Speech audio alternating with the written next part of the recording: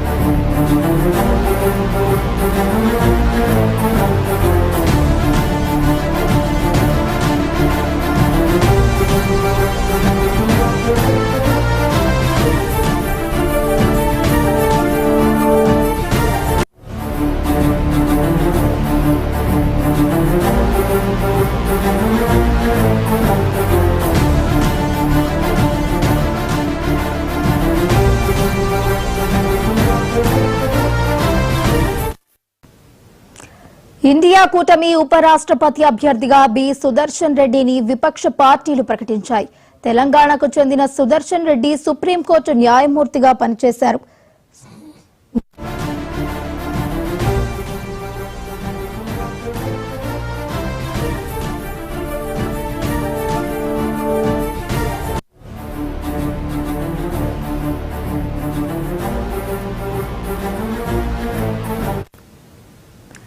India కూటమి ఉపరాష్ట్రపతి అభ్యర్థిగా బి సుదర్శన్ రెడ్డిని విపక్ష పార్టీలు అయితే ప్రకటించాయి. తెలంగాణకు చెందిన సుదర్శన్ రెడ్డి ఇటు సుప్రీంకోర్టు న్యాయమూర్తిగా అయితే పనిచేశారు. 1946లో రంగారెడ్డి జిల్లా ఆకుల మైలారం గ్రామంలో వ్యవసాయ కుటుంబంలో జన్మించిన సుదర్శన్ రెడ్డి ఉస్మానియా విశ్వవిద్యాలయం నుంచి 1971లో న్యాయశాస్త్రంలో పట్టా పొందారు. ఇక ఇదే అంశానికి సంబంధించి మరింత సమాచారాన్ని మా Delhi bureau chief Shirish live లో అందించడానికి సిద్ధంగా ఉన్నారు.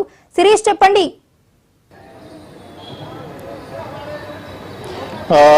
విపక్ష నేత మల్లికార్జున ఖర్గేకి సంబంధించిన కాంగ్రెస్ పార్టీ అధ్యక్షుడు మల్లికార్జున ఖర్గే నివాసంలో ఇండియా కూటమి నేతల సమావేశం జరిగింది. ఈ సమావేశానికి ఇటు శరద్ పవార్తో పాటు వివిధ రాజకీయ పార్టీలకు సంబంధించిన నేతలు ఈ సమావేశానికి హాజరు కావడం జరిగింది. ఉపరాష్ట్రపతి ఎన్నికల్లో ఎన్డీఏ అభ్యర్థి సిపి రాధాకృష్ణన్కు పోటీగా దక్షిణాది నుంచే ఒక ప్రామినెంట్ వ్యక్తిని బరిలో దింపాలని చెప్పేసి కూడా ఇండియా కూటమి నేతలు కూడా భావించారు. మొదట ఒక మాజీ ఇస్రో సైంటిస్ట్ను తమిళనాడు నుంచి బరిలోకి దించాలని చెప్పేసి కూడా భావించారు. అయితే డిఎంకే పార్టీ నుంచి తిరుచి శివ పేరు అనేది కూడా పరిశీలనకు వచ్చింది. అయితే రాజకీయాలకు అతీతంగా ఉన్న ఒక వ్యక్తిని కూడా పరిగణలోకి తీసుకోవాలని చెప్పేసి కూడా భావించారు. ఇటీవల తెలంగాణ ప్రభుత్వం కులగణన పైన ఒక కమిటీ ఏదైతే వేసిందో ఆ కమిటీకి చైర్మన్ గా జస్టిస్ సుదర్శన్ రెడ్డి కూడా పనిచేశారు. ఇటీవల కాలంలో అంటే గత నెలలో రేవంత్ రెడ్డితో పాటుగా కులగణనకు సంబంధించి ఏదైతే కాంగ్రెస్ పార్టీ ప్రధాన కార్యాలయంలో ఒక పవర్ పాయింట్ ప్రజెంటేషన్ ఏదైతే ఇచ్చారో అందులో సుదర్శన్ రెడ్డి కూడా రావడం జరిగింది. ఈ కులగణనకు సంబంధించిన అధ్యయన కమిటీ చైర్మన్ గా ఆయన పవర్ పాయింట్ ప్రజెంటేషన్ అనేది కూడా ఇచ్చారు. ఈ సందర్భంగా రాహుల్ గాంధీని ఆయన ఆకర్షించడం కూడా జరిగింది. సో ఈ నేపథ్యంలో జస్టిస్ సుదర్శన్ రెడ్డిని ఒప్పించే బాధ్యతను తెలంగాణ ముఖ్యమంత్రికి అప్పచెప్పారు. అయితే ఆయనను ఒప్పించిన తర్వాత ఆయన పేరును పరిగణలోకి తీసుకోవడం అనేది కూడా జరిగింది. దక్షిణాది రాష్ట్రాలకు సంబంధించిన వ్యక్తి, అదేవిధంగా ప్రస్తుతం రాజ్యాంగానికి వ్యతిరేకంగా రాజ్యాంగ విలువలకు రాజ్యాంగ విలువలను పరిరక్షించేందుకు రాజ్యాంగాన్ని తుంగలో తొక్కుతున్నారని చెప్పేసి ఏదైతే ఎన్డీఏ కూటమి పైన ఆరోపణలు కూడా చేస్తున్నారో, సో ఈ నేపథ్యంలో సేవ్ కాన్స్టిట్యూషన్ అనే ఒక నినాదాన్ని కాంగ్రెస్ పార్టీ తీసుకుందో దీన్ని పరిగణలోకి తీసుకొని సుప్రీంకోర్టు మాజీ న్యాయమూర్తిని బరిలోకి దింపాలని చెప్పేసి ఇండియా కూటమి నేతలు కూడా భావించారు. సో ఈ నేపథ్యంలో ఇండియా కూటమి తరపున జస్టిస్ సుదర్శన్ రెడ్డి పేరును ఖరారు చేయడం కూడా జరిగింది. జస్టిస్ సుదర్శన్ రెడ్డి 2007 నుంచి 2011 వరకు సుప్రీంకోర్టు న్యాయమూర్తిగా కూడా పనిచేశారు. ఆయన ఉమ్మడి ఆంధ్రప్రదేశ్ హైకోర్టు చీఫ్ జస్టిస్ గా, అదేవిధంగా గౌహతి హైకోర్టు చీఫ్ జస్టిస్ గా కూడా పనిచేయడం కూడా జరిగింది. సో ఈ నేపథ్యంలో జస్టిస్ సుదర్శన్ రెడ్డి పేరు అనేది కూడా ఖరారు చేయడం కూడా జరిగింది. సో ఈ నేపథ్యంలో ఇప్పటివరకు ఏ పార్టీలు అయితే ఎన్డీఏ కూటమి అభ్యర్థికి మద్దతు ప్రకటించలేదో మిగిలిన పార్టీలన్నింటినీ కూడా ఇండియా కూటమి అభ్యర్థికి మద్దతు ఇవ్వాలని చెప్పేసి కూడా కోరే అవకాశం కూడా ఉంది. రేపు మధ్యాహ్నం పార్లమెంటుకు సంబంధించిన లైబ్రరీ హాల్లో కానీ సెంట్రల్ హాల్లో కానీ ఈ ఇండియా కూటమి పార్టీలకు సంబంధించిన ఎంపీల సమావేశం అనేది కూడా జరుగుతుంది. ఈ సమావేశంలో ఇండియా కూటమి తరపున పోటీ చేసే అభ్యర్థిని పరిచయం చేయడంతో పాటుగా ఆ అభ్యర్థి యొక్క విజయానికి కృషి చేయాలని చెప్పేసి కూడా ప్రతి ఒక్కరిని కూడా కోరే అవకాశం కూడా కనపడుతోంది.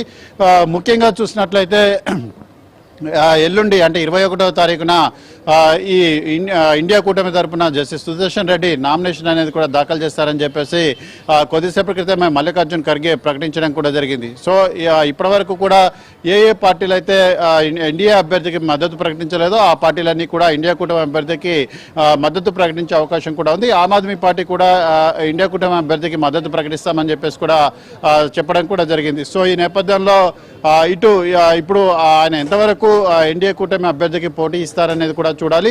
ఎందుకంటే ఈ ఉపరాష్ట్రపతి ఎన్నికల్లో కనుక ప్రధానంగా చూసినట్లయితే విప్ అనేది కూడా జారీ చేసే అధికారం అనేది కూడా లేదు. ఆత్మ ప్రబోధానుసారం ఓటింగ్ చేసే హక్కు అనేది కూడా ఎంపీలకు ఉంటుంది. సో ఈ నేపథ్యంలో ఇండియా కూటమి అభ్యర్థి గెలుస్తారా, ఎన్డీఏ కూటమి అభ్యర్థి గెలుస్తారా అనేది కూడా చూడాలి. కానీ ప్రస్తుతం పార్టీలకున్న బలాబలాలు అదేవిధంగా కూటమికున్న బలాబలాల ప్రకారం చూసినట్లయితే ఎన్డీఏ కూటమి అభ్యర్థి సిపి రాధాకృష్ణన్ సునాయాసంగా విజయం సాధించే అవకాశం ఉంది. అయితే ఇండియా కూటమి తరపున జస్టిస్ సుదర్శన్ రెడ్డిని పోటీలో నిలబెడుతున్నప్పటికీ కూడా ఆయన ఏ మేరకు పోటీ ఇవ్వగలుగుతారు, అదేవిధంగా ఇండియా కూటమిలో ఉన్న పార్టీల అభ్యర్థుల ఇండియా కూటమిలో ఉన్న రాజకీయ పార్టీలకు సంబంధించిన ఎంపీలందరూ కూడా ఇండియా కూటమి అభ్యర్థికి ఓటు చేస్తారా లేదంటే క్రాస్ ఓటింగ్ అనేది కూడా జరిగే అవకాశం ఉందా అనేది కూడా చూడాలి. ఒకవేళ ఇండియా కూటమికి ఉన్న సంఖ్యాబలం కంటే ఒక ఎంపీ ఎక్కువ వచ్చినప్పటికీ కూడా వాళ్ళు నైతికంగా విజయం సాధించినట్లు అవుతుంది. అలా కాకుండా వేరే అంటే ఇండియా కూటమిలో ఉన్న పార్టీల యొక్క సంఖ్యాబలంలో కొంత క్రాస్ ఓటింగ్ అనేది కనుక జరిగితే మాత్రం అది ఆ రాజకీయ పార్టీల యొక్క ఐక్యతకు దెబ్బతినే అవకాశం కూడా ఉంది. సో ఇప్పుడు ఎన్డీఏ కూటమి ఇండియా కూటమి రెండు కూడా పోటాపోటీగా అభ్యర్థుల యొక్క విజయం కోసం కృషి చేసే అవకాశం ఉంది. రెండు కూటమిలు కూడా అవతల కూటమిలోని ఓట్లను చీల్చే ప్రయత్నం అనేది కూడా ప్రస్తుత పరిస్థితుల్లో చేసే అవకాశం ఉంటుంది.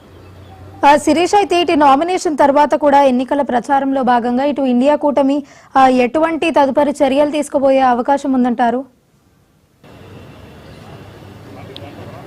రేపైతే మీటింగ్ అనేది కూడా పెడతారు. ఆ తర్వాత వివిధ రాజకీయ పార్టీల సంబంధించిన నేతలకు ఫోన్ చేసి మద్దతు ఇవ్వాల్సిందిగా కూడా మల్లికార్జున్ ఖర్గే అదేవిధంగా మిగిలిన నేతలు కూడా కోరే అవకాశం కూడా ఉంది. అయితే ముఖ్యంగా తెలంగాణలో కనుక చూసినట్లయితే ఇప్పటివరకు బీఆర్ఎస్ ఎటువంటి స్టాండ్ అనేది కూడా తీసుకోలేదు. ఆ పార్టీకి ఉన్న ఎంపీలు ఎటు ఓటు చేస్తారనేది కూడా చూడాలి. ముఖ్యంగా